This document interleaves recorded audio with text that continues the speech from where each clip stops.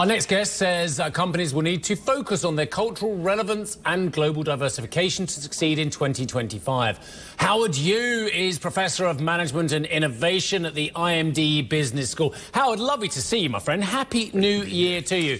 Yeah, I'm going to reread what I just said there, but goes without saying, doesn't it? Global diversification needed to succeed in 2025. What have they been missing before? Well, I think one thing jump out in this year's ranking is that the most future-ready company, they must undertake, and they have, thoughtful expansion. Because in a way that is all too easy to rely on one single market to drive growth in the past. And because of all this uncertainty, we need to diversify that geographical risk abroad. And so what we've seen is these organizations have to scale up this new capability in order to be locally relevant. So that's the big bottom line. Yeah, I know what you mean, Howard. But I can think of loads of examples where companies are just one-trick ponies. That's what they are, you know. It's like when everyone was bonkers and buying GoPro shares, or bonkers and buying Fitbit shares, or bonkers and buying any other company that's only ever had one great product. The fact of the matter is, you got to go with it and trying to diversify and spend more money on other things that you're very average at rather than very unique at. That can be a fool's errand as well, can't it? Exactly. So what we are seeing exactly that, you take pharmaceutical company as an example, right? Remember, during the pandemic, everyone is really double down on mRNA technology. Turns out that one single trick around vaccine, but the whole promise of going into oncology and all other kind of target treatment, it takes years to come. So as a result, we see Pfizer slip. So the same story is hitting us right now with obesity treatment. This is why for pharmaceutical companies, before time is running out, you have to engage in thoughtful expansion. You have to expand to new therapeutical area. You need to come up with new technology platform in order to come up with the next blockbuster. But that's not just a story of pharmaceutical. I mean, whether it's technology, whether it's fashion, it's the same phenomena we see. So this is why company must deliver bottom line at the same time to pursue not just the easy growth, but thoughtful expansion. No, I get it. And it is so complicated because having just given the case for why you should stick to your knitting, so to speak, is what I was trying to say. Right. Actually, the opposite side of that is look at Nokia, look at BlackBerry. You know, if anyone had told you or me and our viewers that Nokia was going to lose this stunning position it had 15, 20 years ago, we'd have laughed at them. Right. Same with BlackBerry. They were so far ahead as well. So having said, don't diversify because you've got to stick to what you're really good at. Actually, if you just stick to one product, you could be toast anyway. So it actually makes me ask the question, Howard, have some companies just got a natural life time scale anyway and they can't do much about it? I love this question, right? So we have to look in technology sector because technology sector moving so fast. And if companies stick to one product, they quickly become irrelevant. You're looking at Intel, for instance, right? So these days, in our ranking, we see they are really at the mediocre level. It's sort of the sick person in Silicon Valley. Once upon a time, it is the hero of Silicon Valley. And what we've learned when we track is what makes Nvidia successful is not just GPU, but its ability to come up with a software overlay so that any other sector can beginning to adopt in a way that the whole AI caught them by a positive surprise. So what's the key takeaway? When we are facing all this disruption around us, just to rely on our own self is not enough. You've got to rely on the ecosystem, partnering with university, partnering with others, give them standard tools so that they can reinvent your application. That's exactly what Nokia missed at the time. That's also what Intel have missed at the time too. So only paranoid survive. Yeah, I've got so many questions for you. Okay, well, where to start? Novo Nordisk, you talked about GLP-1, semaglutide, what have you. Stocks like Novo Nordisk, I'm just looking at the performance. I mean, they were rocking it. They were, just having such a solid performance. Where were they at their peak? They were over 1,000 Danish kroner, now down to 624, giving up a lot of ground. But the thing about it is, not only is the product stunningly successful, but the uses of that product seems to be expanding very, very aggressively beyond its original weight loss criteria. So actually, Howard, as we talk about the need to innovate, actually, is the actual usage innovating rather than the product?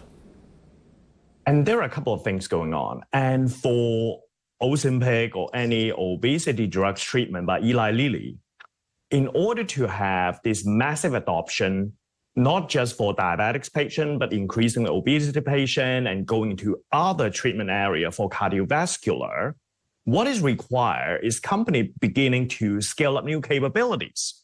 Just like when Nvidia is scaling up AI, it's not just one trick pony, just focusing on making up GPU. They also need to scale new capabilities. So for Novo Nordisk, they need to understand how to engage patients of different therapeutical need.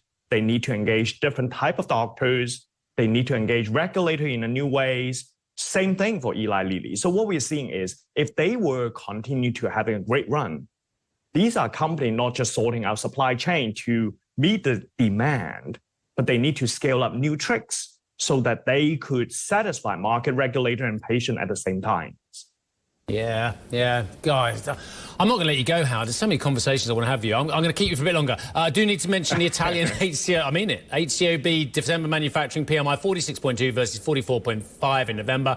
So better than previous, but still stuck in a downturn in December. That's the Italian PMI data. I'm not going to ask you to comment on that, Howard. That's far too dull. Let me talk about a company where it's kind of weird. We talk about innovation, we talk about GLP-1s, we talk about technology. We can do that. We talk about amazing technologies coming and going.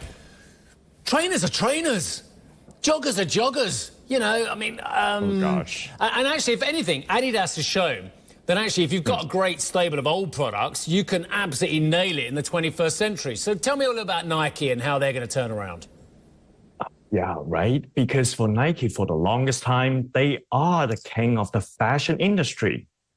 But the fact that what we've seen in this year ranking, they slipped to number 4, primarily because they have been focusing too much on one single logic. And I'll tell you that. Because they've been focusing on almost like themselves as a technology company. They go direct to consumer.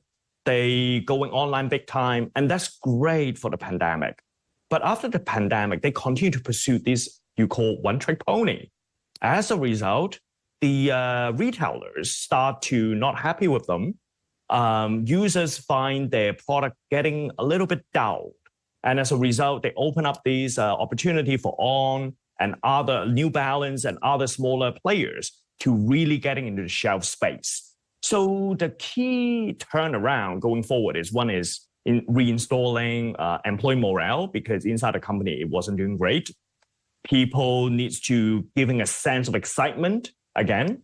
For retailers, they sort of need to get a reassurance by Nike that we are actually a good business partner. We could do business together. And the last thing is the most important, restore the coolness of what Nike have represent. What that means, probably they need to learn back to some like Zyra, Hermes, and LVMH. These are companies really engaging in thoughtful expansion. It's not just to suit a bottom line, but making sure your product continue to command that cultural cachet. And I think that's the key takeaway. Do not forget your root, what makes you cool in the first place. You're so right. Cultural cachet. I don't often think about trainers and cultural. In fact, if anyone who's read Shoe Dog, and all of you've read Shoe Dog, I know you have. Anyone who's read Shoe Dog knows that actually Nike started off by selling Onitsuka Tiger. What a success they are at the moment. Quite extraordinary. It's emotion by design, right? That's what it matters. I mean, actually, do you know what? I was going to ask you about Nvidia, but we can ask it any time. But seriously, though, the Phil Knight story is a brilliant example. One of the greatest innovators in American corporate history of the 20th century. That's a great story, isn't it? You start off by selling Onitsuka Tigers across the United States, especially in the West Coast out of Oregon, and then you turn into the biggest manufacturer using Japanese technology. It's a great example of that innovation that you're talking about, isn't it? That's right. And all that comes down with that strong founder mentality, right? It's this passion for the product. But it's not just for fashion. If you're looking again, pharmaceutical, whether this is AI in technology sector, every company that making breakthrough is driven by this cultural mentality, founder mentality, but it's also this extreme simplification. You just said there, Nike, right? When they expand, they don't engage in their own manufacturing. They make sure where they focus is extremely simple, just a few things, and make it excellence. It's the same thing in the semiconductor industry. The whole thing we talked about Intel is because the organization is way too complex. They couldn't turn around and catch up with Nvidia. It is exactly the same thing for every organization. If you want to be agile, number one key lesson is extreme simplification. Same story for Tesla as well. Yeah, Howard, they're being really mean. They're making me go now. I'm going to do. I'm going to. Howard, I absolutely love chatting to you. I always learn something. We always have fun as well. So thank you so much. Happy New Year to you and Lausanne, and we'll speak again many times this year. Howard Yu, Professor of Management Innovation at IMD Business School.